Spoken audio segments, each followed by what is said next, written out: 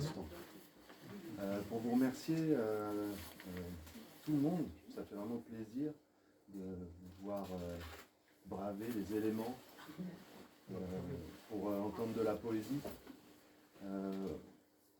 Merci pour cette proposition, Corinne, de présentation, de lecture. Pendant l'heure qui vient, nous allons entendre de la poésie contemporaine, de la poésie vivante lue par leurs autrices, qui ont comme point commun une éditrice. Corinne, les éditions Le Chantier, voilà. Qui est une petite maison d'édition indépendante, qui, comme beaucoup de petites maisons indépendantes, font vivre la poésie. Donc on est ravis d'accueillir Le Chantier ce soir. Une maison d'édition qui fait se regarder le texte et l'image. Corinne, tu en parleras mieux que moi. Et qui ce soir va même faire dialoguer, si j'ai bien compris, la contrebasse et les mots. Merci encore. Donc pendant cette heure-là, on va surtout entendre des lectures, mais tu nous présenteras la maison, le projet, et après on boit un verre, et je pense que la soirée sera bonne. Merci beaucoup. Merci. Oui, donc moi aussi j'avais envie de vous remercier d'être là, et surtout de remercier l'équipe de la Carline de nous accueillir si bien. Merci beaucoup. Nous venons d'Aix-en-Provence en fait, et enfin disons dans la campagne, et donc les éditions Le Chantier sont une petite édition qui s'est créée en 2021 à l'initiative d'un petit groupe. Peut-être certains nous connaissent parce que avec notre président qui est Alma Cartman, on a animé une galerie à Manosque pendant quelques années, et cette galerie a fermé. Ensuite il s'est avéré qu'il y a eu la crise du Covid. On s'est demandé qu'est-ce qui pourrait créer du lien, sans vraiment, enfin, un petit peu à distance, parfois par mail, entre les auteurs et les poètes et les artistes. Donc on s'est dit pourquoi pas une maison d'édition. En fait j'en rêvais depuis longtemps. Donc pourquoi le chantier ? Parce que dans un chantier, on rencontre toutes sortes de matériaux, de formes, de savoir-faire différents. C'est un petit peu, ça va un peu dans tous les sens, mais un chantier théoriquement débouche toujours sur une construction, un édifice, et c'est ce que nous on essaie un petit peu de construire un endroit, un lieu où il fait bon habiter, qui est peut-être un lieu de littérature et de poésie en effet. Comme on disait, on essaie toujours d'allier. Moi j'ai une sorte d'influence un peu chinoise par mon histoire personnelle, et en Chine vous savez qu'il n'y a pas de frontière entre les différentes formes de création. La peinture est toute proche de la musique, puisque souvent on disait que les peintres chinois ne peignaient pas d'après modèle ni d'après motif, mais ils se promenaient dans la campagne avec un instrument de musique, et souvent c'était ces grandes sitars, les kuchang. Et donc lorsqu'ils voyaient un site qui leur plaisait, qu'ils avaient envie de peindre, ils s'installaient, ils s'imprégnaient du paysage, et ils créaient, ils composaient une mélodie, une musique. Et une fois rentrés dans leur atelier, chez eux, dans leur petit pavillon, ils rejouaient la musique, et c'est à partir de cette musique qu'ils créaient, qu'ils reproduisaient le paysage qu'ils avaient vu.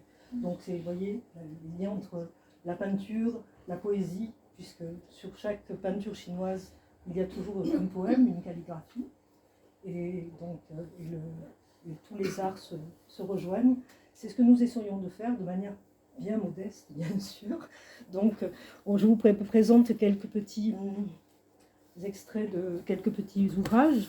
Vous voyez que là, par exemple, c'est une série de livres que nous avons appelés Fenêtres. Vous voyez, dont la couverture s'ouvre toujours sur une œuvre. Nous essayons d'avoir des œuvres de plasticiens et qui sont professionnels, enfin, qui ne sont pas amateurs vraiment, donc sont des vrais artistes. Ou des photos. Par exemple, comme celle-ci. Ça, c'est une photo très ancienne. Celle-ci aussi. Voyez, donc ça, c'est une collection que nous avons appelée Fenêtre. Voilà. Là aussi, ça, c'est une sculpture, une miniature d'une série d'une plasticienne que j'avais rencontrée chez Martine Cazin, à la galerie de Simiane-la-Rotonde. Et c'est une série de sculptures toutes petites qui s'appelle Les Murmurantes. Très, très, très belle. Voilà. Donc, ici, je vous montre encore aussi ce qui va être l'illustration. Il y a plusieurs illustrations de notre prochaine parution, dont vous allez peut-être écouter quelques extraits, qui est un conte qui a pour thème le chaperon rouge. Voilà, donc ça, ici. Donc, ça, c'est une façon de présenter un petit peu quelques textes courts qui peuvent s'envoyer par la poste. Alors, je n'ai pas eu l'occasion de peser pour savoir combien vous pouvez timbrer ce genre de poème, mais ça peut être une manière de communiquer. Vous pouvez vous aussi vous inspirer du texte à l'intérieur ou de l'image et d'envoyer vous-même votre propre création. Ensuite, nous avons une collection que nous allons appeler Sentier, qui est très différente puisqu'elle présente des sortes de récits de vie qui nous semblent un peu intéressants à suivre. Et le sentier, vous savez, c'est une trace, un chemin qui épouse les irrégularités, les difficultés du terrain, tout comme dans la vie souvent. Il faut s'adapter, mais on arrive toujours quelque part. Donc voici par exemple notre prochaine parution. Ça, c'est la vie d'un peintre très connu en Chine, qui a inspiré beaucoup nos auteurs de BD, qui a vécu sur tout le siècle. Je crois qu'il est né en 98 et il est mort en 1972, 75, je crois. Il a eu une longue vie. Et pour échapper aux persécutions, peut-être que l'histoire aurait pu lui infliger, il s'est appliqué à représenter l'enfance. Et c'était une manière un peu indirecte. Donc ça, c'est une... Mais on a aussi le récit de quelqu'un qui a une longue existence également et qui avait 18 ans en 1950. Et c'est intéressant aussi. Donc ça, c'est une de nos séries. Et puis, nous avons aussi le plaisir de, peut-être vous allez entendre ça tout à l'heure, de vous faire entendre quelques textes qui sont accompagnés de leur traduction. Ce sont des textes écrits en français, mais que nous faisons traduire par des gens tout à fait adorables, souvent, que ce soit en islandais, parfois en espagnol, bientôt en anglais, en flamand, enfin des langues, et bien sûr en provençal, parce que ça c'est nécessaire. Par exemple, celui-ci, vous voyez, celui-ci, il cumule les trois, c'est-à-dire il y a le texte qui est un petit itinéraire, c'est un texte sans prétention, mais avec quelques photos d'un endroit très amusant, intéressant. C'est un chemin entre ici et Aix-en-Provence, par Jouques, où les buissons sont taillés, les buissons sauvages ils sont taillés depuis 1948. Et donc il est traduit, il y a des photos avec un petit chemin, vous voyez, qui les reprend, et il est traduit aussi en provençal par quelqu'un de tout à fait sympa.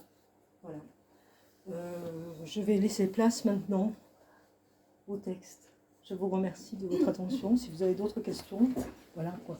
Voilà un petit peu notre démarche. Alors Vincent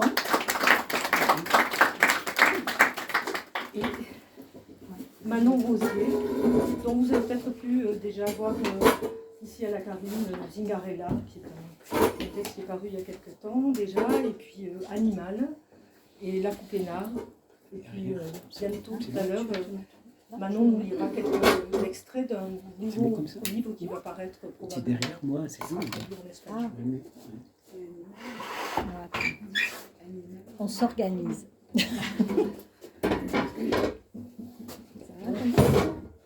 Voici Animal. Voilà. Oh, c'est mieux là. C'est mieux. Oh, Allez. Alors donc j'ouvre le bal. En fait, c'est moi. C'est toi, en fait. Oui, Oui, c'est toi. Je suis l'ouvreur de bal. d'accord.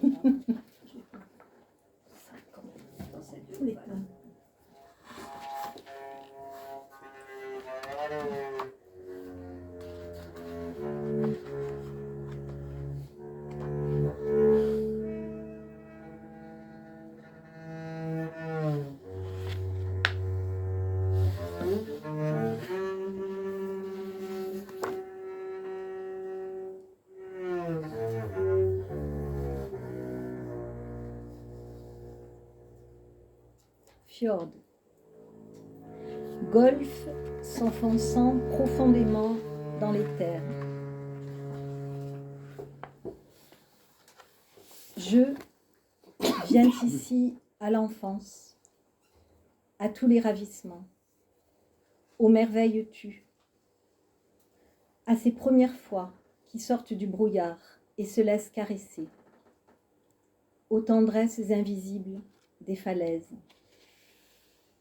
Je régresse. Je parle aux oiseaux. Je ne marche plus. Je s'écarquille. On a voulu apprendre toutes les langues. On a voulu tous les savoirs.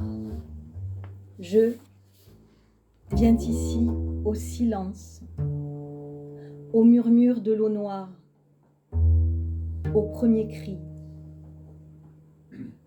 Je viens ici au froid des vieux âges, à la lenteur des soulèvements, des dislocations.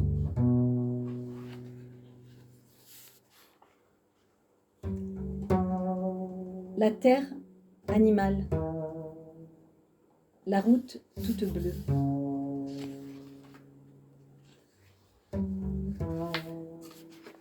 Au lieu dit de Holt, des peuples soulevés, peuples de sternes arctiques, peuples de mouettes, vifs petits peuples de phalaropes à bec étroit, de bécassos variables, peuples de chevaliers gambettes, peuples de grands gravelots, peuple des courlis corlieux, peuple des bergeronnettes, peuple des pipites, peuple de goélands bruns, goélands marins.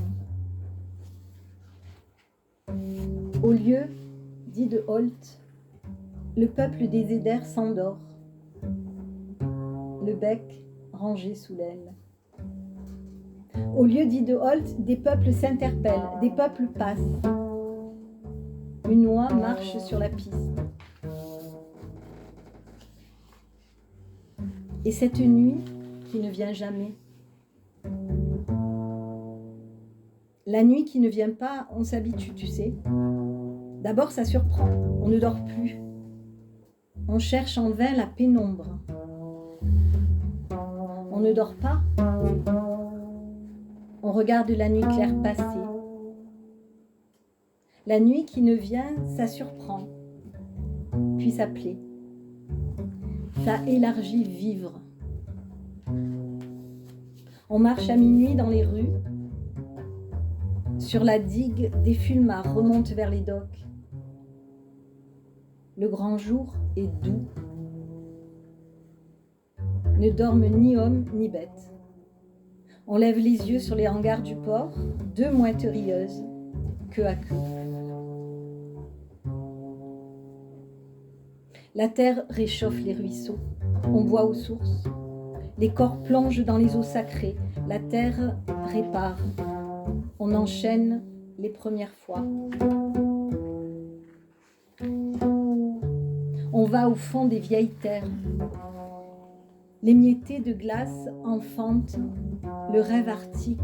Renard, rorqual, pigargue, orque, harfang.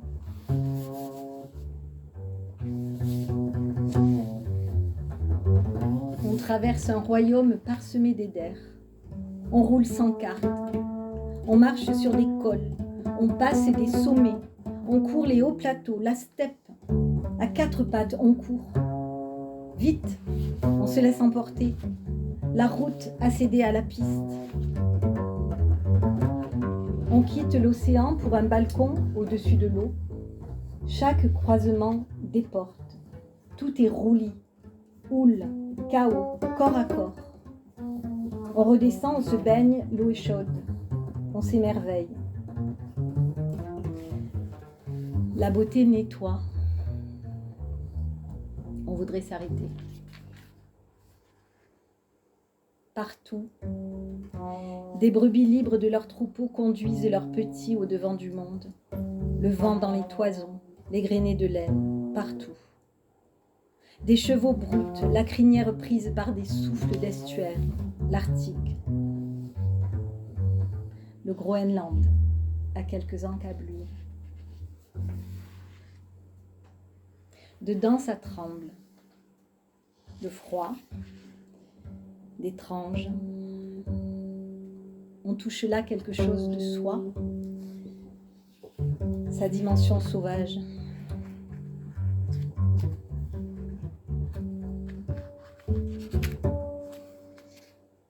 On n'a pas rêvé l'Islande, on a juste rêvé l'oiseau.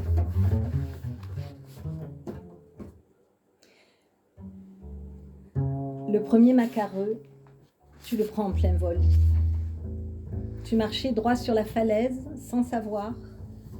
Il arrivait du large, surpris. Il tremble, dévie sur son flanc droit, t'évite. Il tremble, tu ne t'y attendais pas. Un papillon, c'est ce qui te vient. Une toupie. Tu recules, saisi. Nu. Lui se pose parmi les fleurs, des marguerites, une vire, rien dans le bec. Il te regarde sans peur, la tête penchée sur le côté, curieux. Longtemps ce regard. La falaise imprévue, un envoûtement. La Trabiargue, c'est son nom. La piste rouge. 11 kilomètres d'oiseaux. La Trabiargue, des peuples gonflés de vent, mouettes et tridactyles, fulmars boréales, grands labes parasites, pingouins tordas, guillemots de Troie, macares moines. La Trabiargue, des peuples jaillis, emportés, disparus. La Trabiargue, peuple de l'herbe et du vent. La Trabiargue, la falaise. Quoi de plus? Quoi de plus? Maintenant, la falaise, le vent, la force, les brumes, le remuement des eaux, la falaise, les plongeons, les planés, les vols, les cris dans le brouillard, l'odeur de la paroi, le basalte, les coulées de fientes, la falaise, les frôlements curieux, les regards, les corniches en fleurs, le cœur emporté. La falaise, des petits corps serrés, la falaise lénie, la falaise frontière, la falaise l'appel, la falaise l'égarement, la falaise le désir d'outrepasser, la falaise, l'oiseau. Merci.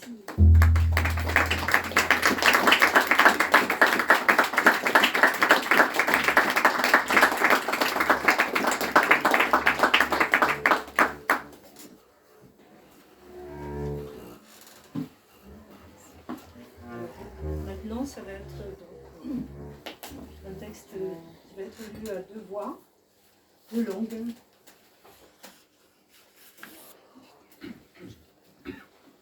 MG, c'est son pseudo, C'est mon nom. écrivain, va nous lire donc son texte. Elle mémorise, et Marianne nous donnera quelques éléments en langue flamande. C'est ce qui se trouve ici.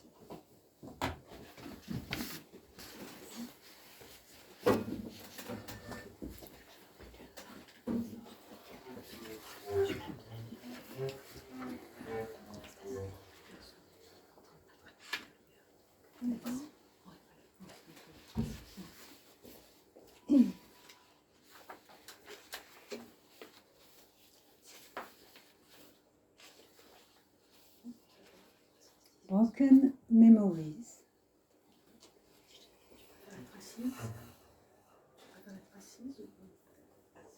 Donc, Broken Memories.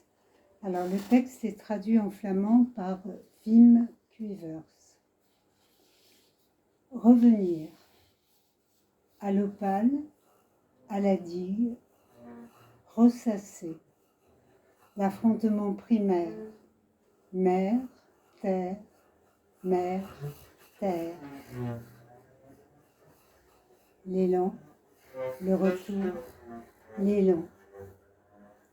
Obstiné, renoncer, obstiné, renoncer. La convulsion des roches, les coulures des sables. La marée continue.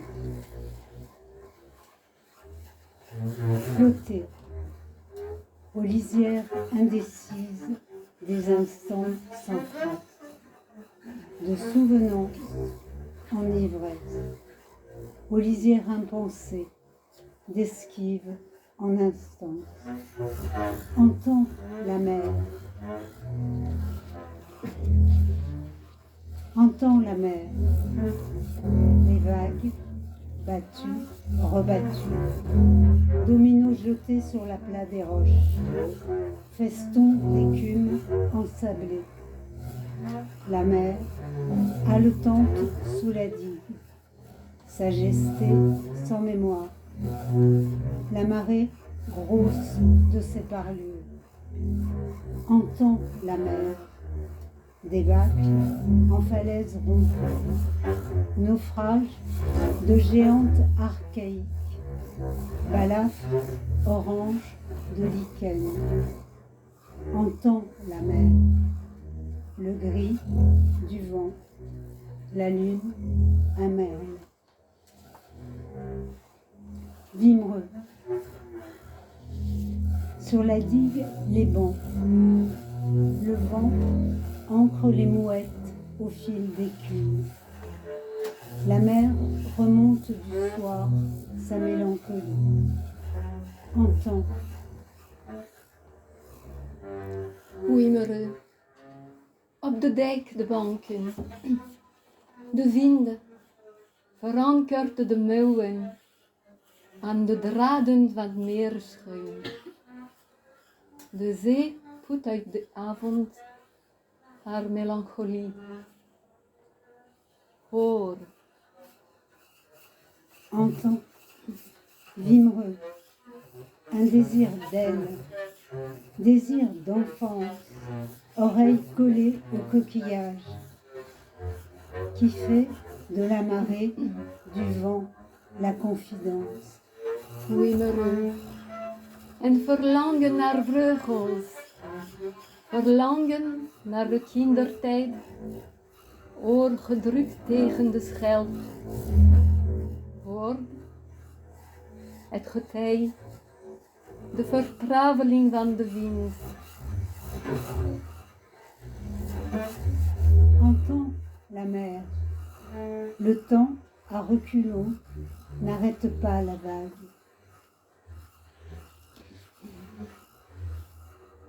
Ostinato. D'une vague l'autre. D'autres mers, d'autres océans, ports, estuaires. D'une vague l'autre. Rotterdam, Scheveningen, Ostende, La Panne, Brédune, Bray-sur-Mer, la Cotentin. D'une vague l'autre, Saint-Malo, Ménez-Ham, La Palue, les Trépassés, Marie-Galante, la Désirade. D'une vague l'autre, Rochefort, Saint, Ré, Porto, Lisbonne, Almeria, Oran, Tipaza, Colo. D'autres sables, d'autres oiseaux, d'autres roches épuisées, où les lieux se déplacent. L'ancrage, la mer d'Opale, Mare Meum. Ce matin, la mer est en forme. D'un inconnu du pays d'ici, la voix. Sentant l'arrimage à l'accent de la côte, sentant l'accordé des noms et des lieux, du Touquet à Wimereux, l'allégeance à la mer. Vanmorgen is de zee fiet, van een onbekend ier. De stem te horen aan gemeer aan de kust accent. Te horen de belofte van namen en plaatsen. Van Le Touquet tot in Wimereux, vrouw aan de zee.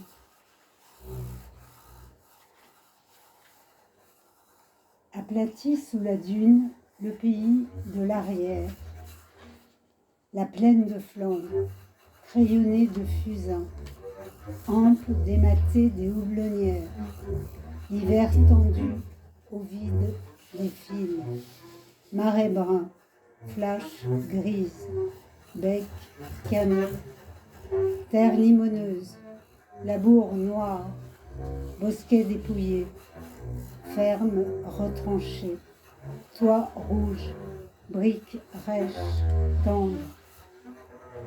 Dedans, les effluves du café clair, les jattes blanches, les mots de rien où s'étrangle la langue. Le nord est perdu, la litanie désesparue, village, hameau, ville. Hasbrook, Méris, Onscott, Steinvord, Herzl, Bambeck. Des noms à peine prononçables à qui n'est pas d'ici.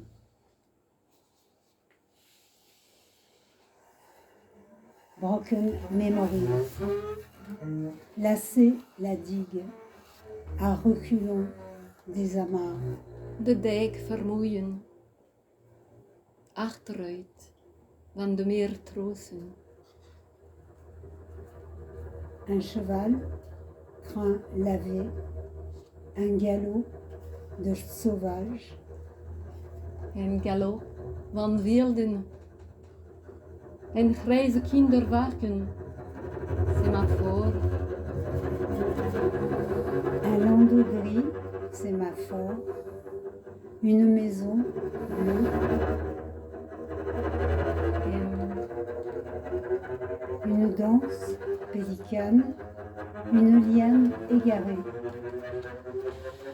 Een blauw huis. Een pelikaanse dans. Een verloren liaan. viens, la mer désire la digue, viens, De zee zoekt de dijk. Kom.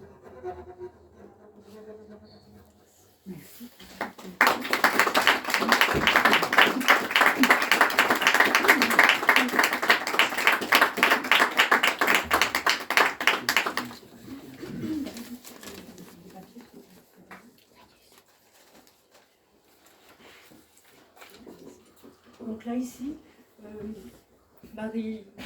Mathilde va vous lire un texte d'une autrice qui n'a pas pu venir parce qu'elle s'est fait mal au genou, malheureusement, qui s'appelle Claude Sylvier-Louis.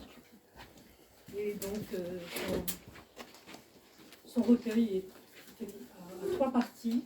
Il s'intitule Atmen, comme ça, Atmen, qui veut dire respirer.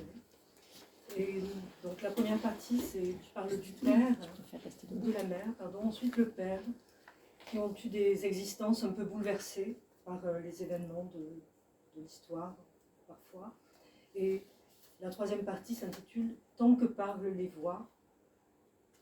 Une des dernières filles, une des filles de la famille, essaie de retrouver, pour se construire et pour pouvoir écrire la voix de ses parents. Donc, Atmen. Frédéric vous lira quelques extraits en allemand et ce texte va être bientôt traduit à l'Anvers en français avec quelques extraits, en allemand avec quelques extraits en français aussi. On va inverser les choses. Voilà, merci. Atmen.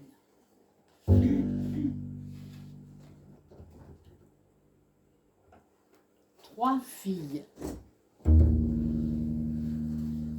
La plus jeune, derrière une blonde, une brune. Elle marche, détachée, seule, avec les mots dedans. Avec les mots du pas su dire. La mère dit parfois, la guerre a voulu ça. C'est quoi la guerre?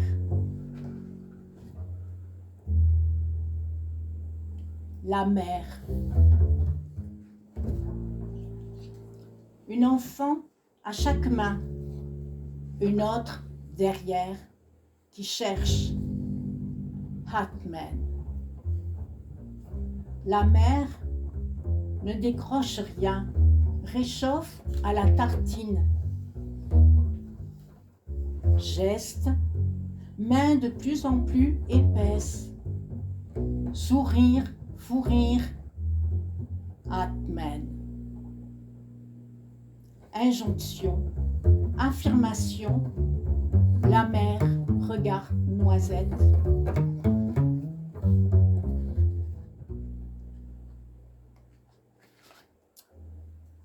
Le père, silencieux, obscur, tourne les pages de son monde, empêché de dire comment c'était là-bas.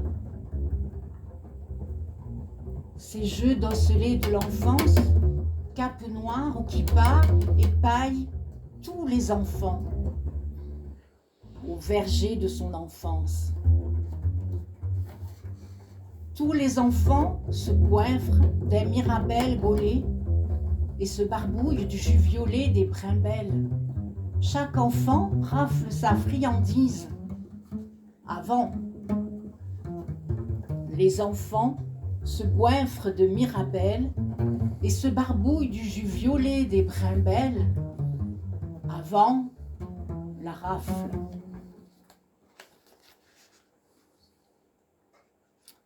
Le père, celui d'avant, porte le béret et fume la cigarette. Le temps s'égrène dans la fumée des bars. Respire. Boc de bière et Apfelkorn. Rire, chanson, dialecte. Atmen. Au verger de son enfance, les mirabelliers sont criblés de balles.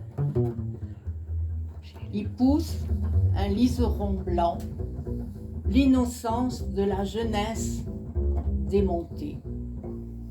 Im Obstgarten seiner Kindheit sind die Mirabellenbäume von Kugeln durchsiebt. Dort wächst jetzt eine weiße Ackerwinde, Unschuld der zerstörten Jugend. J'écris, ma mère, rêverie comprise bien trop tard. La vie est belle malgré tout. J'écris, sa voix surgit chaude en pleine nuit de sommeil. Atman. Je de mon père, de ma mère, quand leur absence est cendre, quand leur absence est cri. J'écris tant que parlent les voix. Ich schreibe, solange die Stimmen sprechen.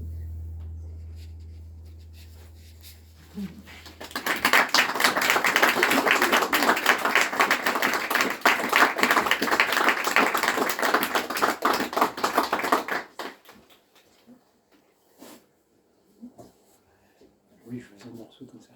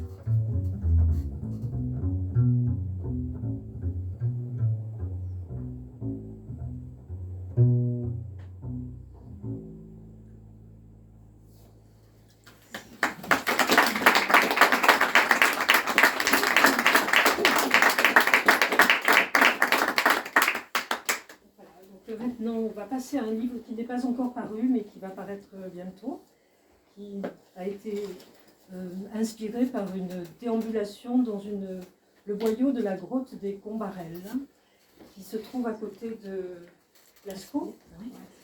Et donc, puisque cette grotte appartient à un ensemble préhistorique de gravures qui court au nord et au sud des Pyrénées, le texte a été traduit en espagnol. Voilà.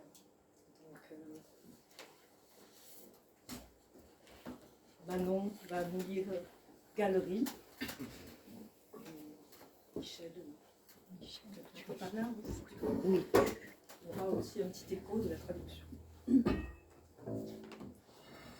Alors j'ajoute juste par rapport à ce que tu dis, Corinne, c'est une déambulation effectivement dans la galerie des Combarelles, mais en parallèle dans la galerie des espèces menacées et disparues du Jardin des Plantes à Paris. Donc en fait c'est un texte qui est un peu un regard croisé sur ces deux galeries, d'où le pluriel au mot galerie. Je vais vous en dire des petits extraits. Comment? Je commence? Tu veux que je commence? Comme tu veux. Je commence.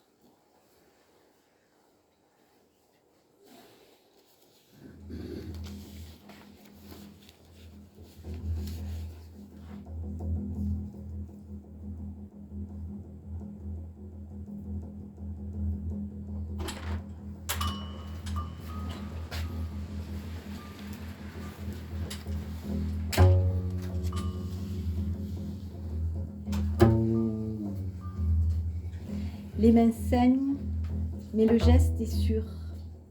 L'homme grave. Au fond du noir, dans le ventre de pierre qui goûte doucement. L'homme grave à la lueur, sans savoir.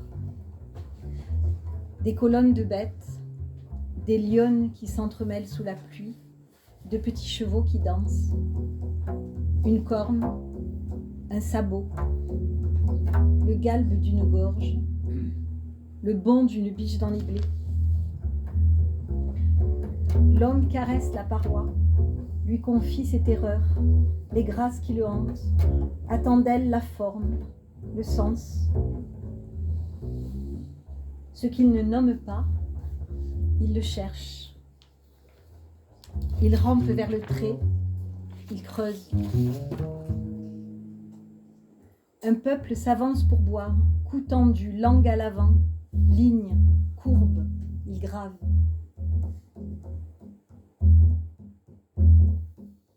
Hier, les marées se cachaient dans les plis de la terre, le fleuve fourmillait, des hirondelles pêchaient, des vols passés, enfantés par un ciel ou un silence.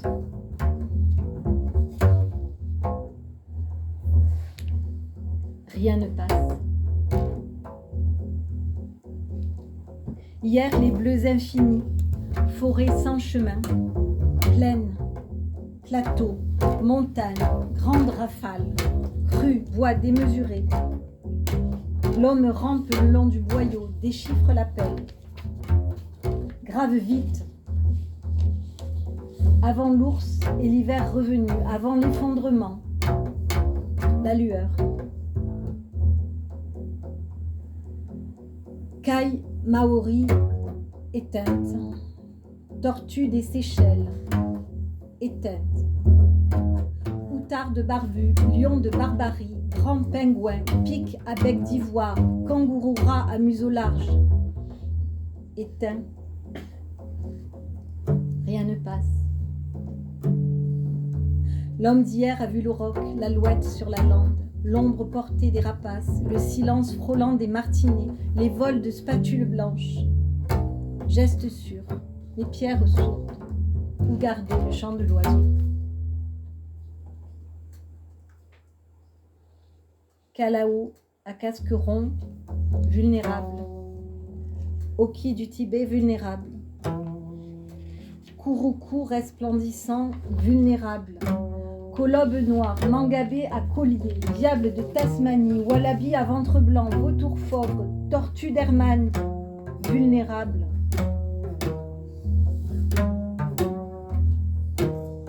Hier, les falaises de l'Est, le grain du vent, le goût de l'humus sous les sapinières, une anse de marigot. Il court. La brume des lisières, une perte de vue, l'espace ouvert d'un cos. L'homme d'hier, grave couché, au roc des Combarelles.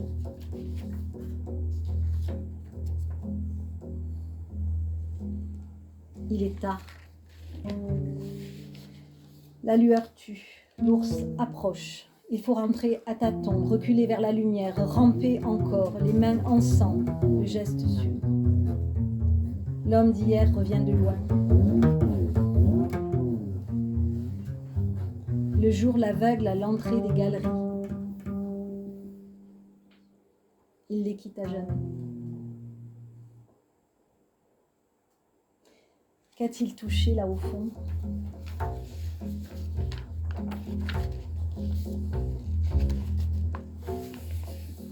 Las manos sangran, pero el gesto es seguro. Las manos sangran. El hombre graba bajo la luz, sin saber. El hombre graba bajo la luz, sin saber, sin saber.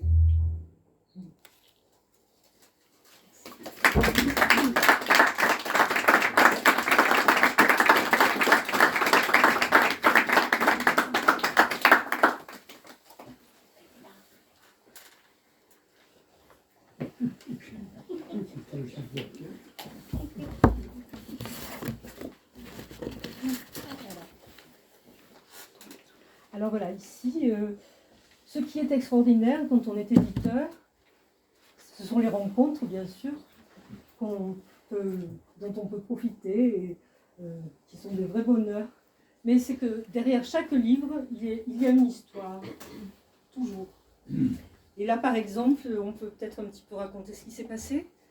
Une plasticienne s'est amusée à suspendre ses œuvres comme du linge entre des oliviers.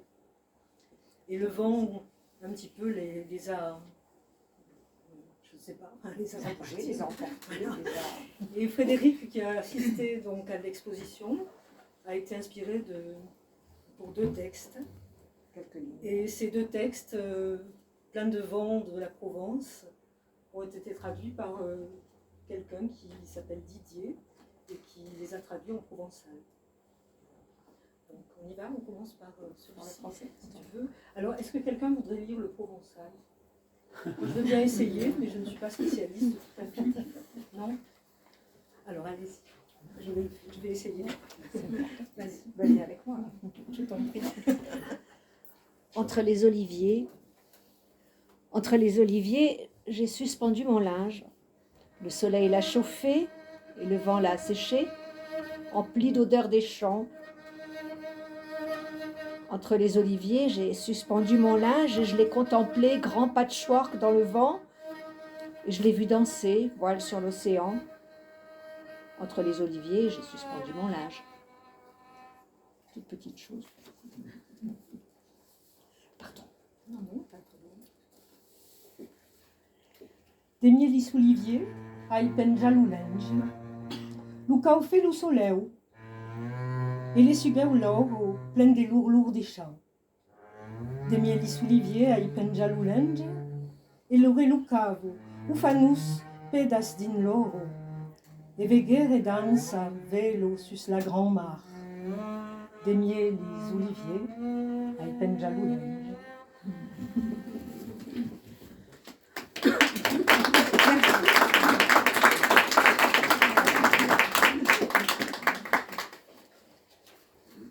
Alors là, en fait, chacune des petites choses correspond très exactement à des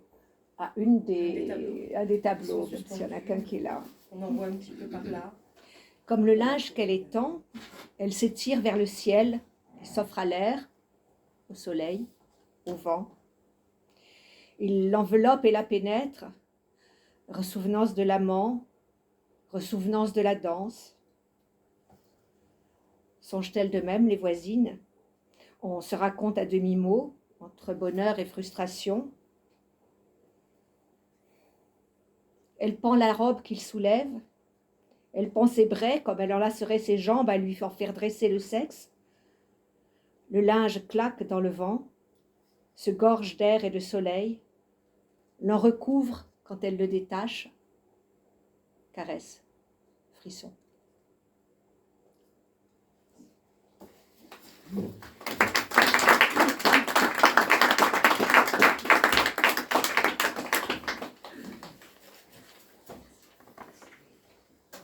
Et là, donc, il s'agit aussi du conte dont je vous ai montré les illustrations tout à l'heure.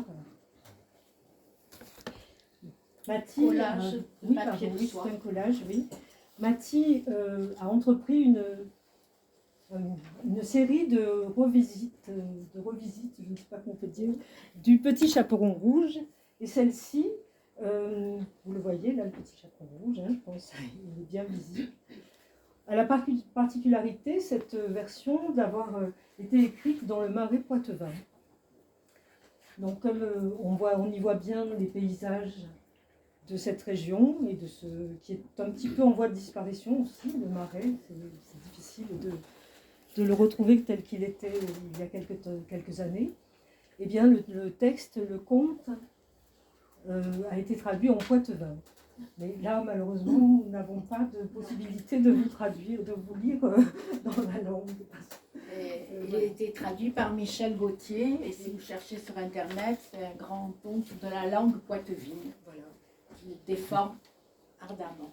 Voilà. Et comment Et il y a donc, un terme- et celle qui a c'est pas vraiment Michel en fait, non, il a été traduit par Odile Odile. Limoges Oui. et revu par Michel Gauthier. Alors, enfin, traduit oralement, enfin, disons avec les sons oraux, enfin, de la langue orale, mais ce monsieur Michel, là, Michel Gauthier. Michel Gauthier, a réorthographié pour que ça puisse être imprimé. Parce que c'est une langue, bien sûr, orale, mais qui a une transcription académique.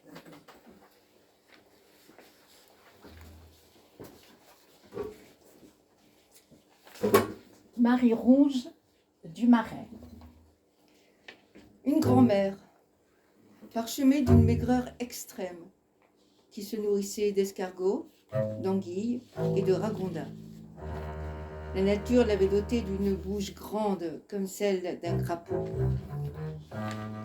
Sa fille, qui ne mangeait que des feuilles et des herbes sauvages et des baies, ses lèvres en lame de rasoir, se desserraient à peine. L'enfant, la petite, qui ne savait que choisir pour remplir son estomac. Faire comme la grand-mère ou comme la mère? Animaux ou végétaux? Son problème était si profond qu'elle en était devenue anorexique. Ainsi, ses dents ressemblaient à des perles d'ébène ébréchées.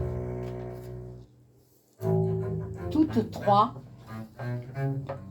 habitaient des huttes primitives dans le marais sauvage.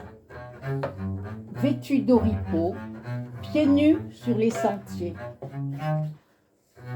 La petite teignait ses hardes avec les racines de garance, si bien que sa vêture était rouge alizarine. On l'appelait Marie Rouge. La grand-mère et sa fille l'adoraient, mais leur conduite alimentaire les opposait tant qu'elles vivaient éloignées l'une de l'autre. La petite était le fil ténu qui maintenait le lien familial. Chaque semaine, la fille aux lèvres en lame de rasoir préparait de quoi régaler la grand-mère à la bouche de crapaud. Ce jour-là, elle avait mijoté un plat de champignons agrémenté de romarin finement ciselé. Elle ajouta une crêpe de farine de gland au sirop de cynorrhodone. Elle disposa le tout au fond d'un panier en jonc coupé au bord de l'eau. Marie Rouge fut donc chargée de porter ses victuailles végétariennes à l'autre bout du marais. Ne flâne pas, car à la nuit tu pourrais rencontrer le garron. Va, ma fille. La hutte de sa grand-mère se trouvait au fin fond du marais sur une levée de terre. Quand elle arriva au débarcadère, quelque peu aménagé, elle prit le panier, sauta de la plate pour se retrouver sur un chemin dissimulé sous les aulnes jusqu'à la cabane de branchage en toit de roseau. Sa grand-mère, à la bouche de crapaud, était penchée sur une marmite. Les flammes formaient une couronne de feu qui léchait les parois noires dessus. De la vapeur rousse s'échappait en volutes dans la pénombre de la pièce unique. Vêtue de loques de dentelle savamment arrangées pour faire une robe presque convenable, la grand-mère se tourna vers Marie-Rouge en ouvrant grand ses lèvres. On pouvait voir sa luette qui tremblait au fond de son gosier. La grand-mère fit asseoir sa petite fille sur un tabouret à 3 pieds. « Veux-tu de mon bouillon de crapaud ? Je te trouve bien maigre, tu n'as que la peau sur les os. C'est que je n'ai jamais faim, mère grande. Diable, si tu rencontres le garou, il n'aura que des os à ronger. » « Je l'ai vu, grand-mère. Il a un seul œil jaune qui vous transperce. Je ne sais pas pourquoi, mais il me fait de la peine. Je crois qu'il est malheureux. Allez, bon, j'espère que tu ne t'amourages pas. Pas de risque. Tu sais que les hommes ou les garous sont tous des assoiffés de puissance. Ils veulent régner sur le monde des femmes. Comment sais-tu ça? La vie, ma petite. La vie. Tu connais les hommes? Vous vivez toujours seuls, maman et toi? Oui, j'ai connu des hommes, des bons et des moins bons. Ce sont des affamés. Ils vivent sur le dos des misérables femmes comme nous qu'ils transforment en esclaves. On doit alors leur obéir, corps vérable jusqu'à épuisement. Je dois donc fuir les hommes, mère grand? Oui, autant que tu le peux. Ensuite, c'est vous acheter le livre. C'est un conte cruel. Pour les autres. On n'est pas toujours sérieux, mais parfois on se réunit en famille. C'est pour ça que nous avons initié une collection qui s'appelle Salon. Alors, qu'est-ce qu'un salon? C'est une pièce aménagée avec un soin particulier où l'on reçoit les visiteurs et où l'on se réunit en famille et entre amis. Et bien sûr, on est poète, mais on l'oublie. Alors il faut jouer avec les mots pour s'en souvenir. Et donc cette collection, c'est le deuxième opus, mais je vous ai proposé celui-ci puisqu'il s'agit d'un loto pour la Noël. Mais au lieu de tirer des chiffres ou des nombres, ce qui est très bien aussi, hein, bien sûr, mais un peu plus courant, eh bien la personne qui anime la soirée lit une phrase, un texte d'un auteur. Ça va du 12e à la poésie contemporaine. Et ça, comme vous avez pu voir, ça couvre un petit peu toutes les cultures possibles. Et donc, la personne qui reconnaît la phrase place son petit pois chiche sur la case, comme dans tous les lotos. Et lorsqu'on a rempli notre carton, eh bien, nous avons gagné. Voilà. Donc, voilà ici ce que nous nous amusons un petit peu à faire. Et peut-être pour terminer, je voudrais vous lire quelques extraits d'un dernier livre que je ne sais pas où il est. Peut-être qu'il est là, excusez-moi.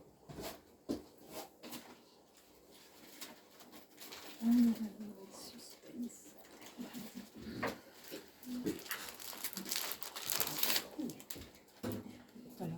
Il s'agit donc du texte d'Albert Camus, Nos, qui est mis en relation avec 2 photos qui ont été prises il y a très longtemps sur le site de Tipaza. Voilà. Voici ici.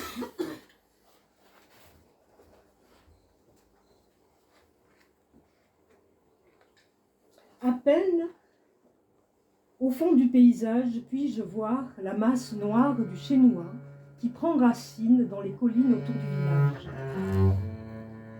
et s'ébranle d'un rythme sûr et pesant pour aller s'accroupir dans la mer.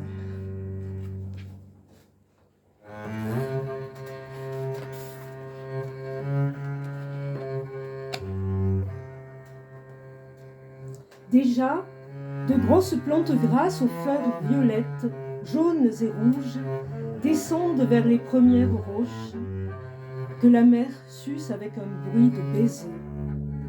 Debout dans le vent léger, sous le soleil qui nous chauffe un seul côté du visage, nous regardons la lumière descendre du ciel, la mer sans une ride et le sourire de ses dents éclatantes. Avant d'entrer dans le royaume des ruines, pour la dernière fois, nous sommes spectateurs. Au bout de quelques pas, les absinthes nous prennent à la gorge. Leur laine grise couvre les ruines à perte de vue, leur essence fermente sous la chaleur. Et de la terre au ciel monte sur toute l'étendue du monde un alcool généreux qui fait vaciller le ciel. Nous ne cherchons pas de leçons, ni l'amère philosophie qu'on demande à la grandeur. Hors du soleil, des baisers et des parfums sauvages, tout nous paraît futile.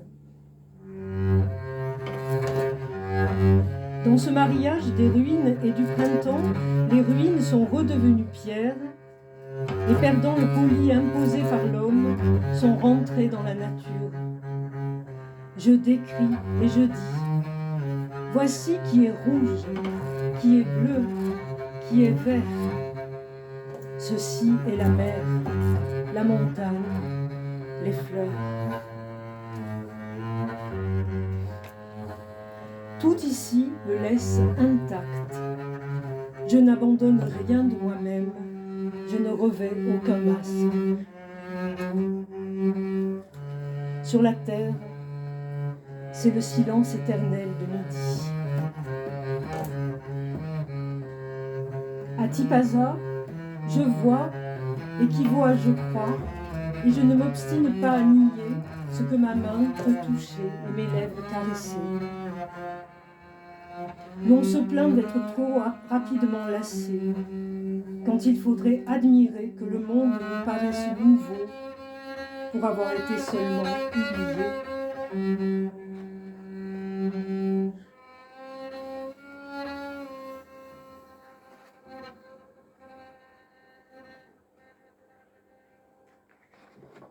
Mer, campagne, silence, parfum de cette terre, vie odorante.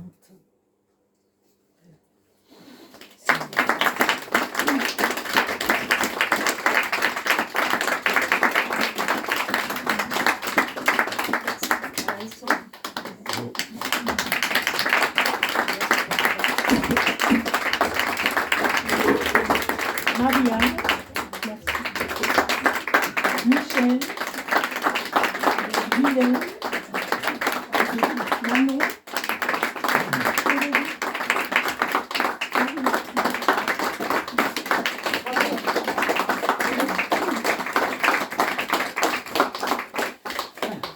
Merci Corinne. oui, c'est Corinne.